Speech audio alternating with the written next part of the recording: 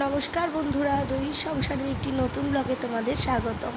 আজকে সকাল থেকেই আকাশটা মেঘলা, সাথে ঝিরিঝিরি বৃষ্টিও হচ্ছে। মেয়ে এখন স্কুলে যাচ্ছে।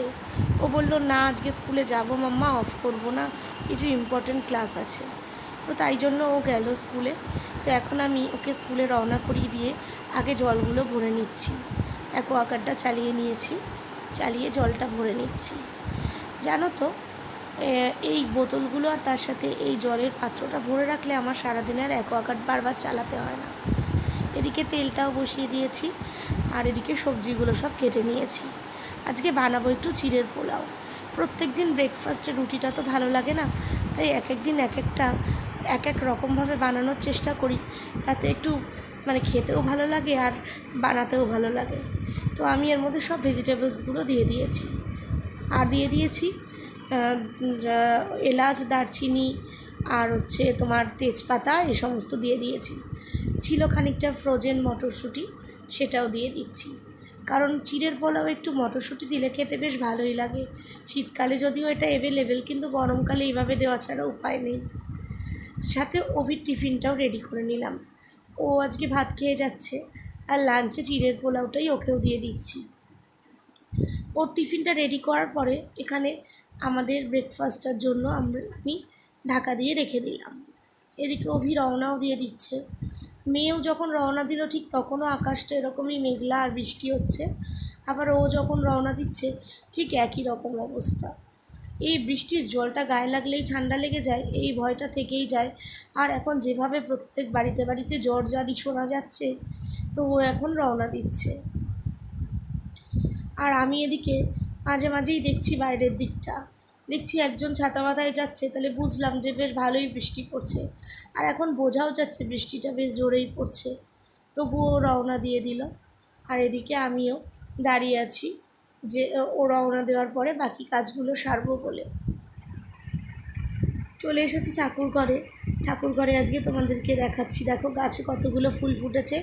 এই জবা ফুলগুলো সবই আমার গাছের। লাল জবা, গোলাপি জবা, থোকা জবা।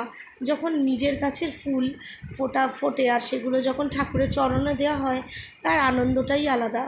কিনে তো রোজই দেওয়া হয়, কিন্তু নিজের গাছের ফুল দিলে মনটাও যেন ভালো লাগে। আর দেখো জবাগুলো কি সুন্দর লাগছে। এইটা থোকা জবা, আর বাকি জবাগুলো গোলাপি জবা, লাল জবা। আজকে বেশ কয়েকটা জবা ফুটেছিল। আজকে রান্নাবান্নাটা একটু কম আছে, তাই ভাবলাম শোকেসগুলোকে একটু ভালো করে গুছিয়ে নিই। মাঝে মাঝে মেয়ে একটু খেলাধুলো করার সময় খেলনা বের করে বলে একটু ওলট পালট হয়ে যায়, তাই শোকেসগুলোকে গুছিয়ে নিলাম। অনেকক্ষণ বাদে আবার তোমাদের সঙ্গে আমার দেখা হচ্ছে, আবার কথা বলছি।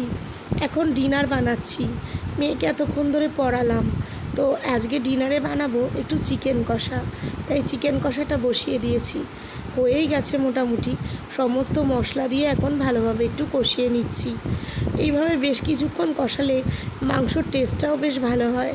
তো আজকে এটাতে জল দেব না, আমি জল ছাড়াই চিকেনটা রান্না করব।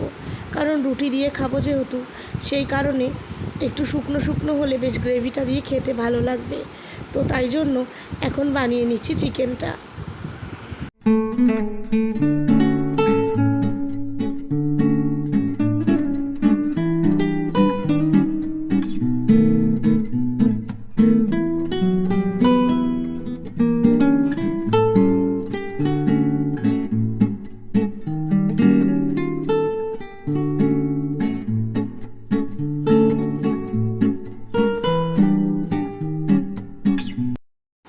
রান্না করতে করতে বাইরের দিকটা তাকাচ্ছি, এত ভালো লাগছে। দেখো চাঁদ কি সুন্দর গোলভাবে উঠেছে, আর পুরো আমার রান্নাঘরের জানলা দিয়ে দেখা যাচ্ছে। দেখলে বেশ ভালো লাগে। চাঁদের সৌন্দর্যটা এত ভালো লাগছে অন্ধকারের মধ্যে। আবার জানো তো, আমি রান্না করতে করতে এরকম দেখছি আর তোমাদের সঙ্গে শেয়ার করছি, তার মধ্যে থেকে যখন প্লেনগুলো যাচ্ছে আরও সুন্দর লাগছে। তো আজকের ভিডিওটা এই অবধিই থাকলো। টাটা।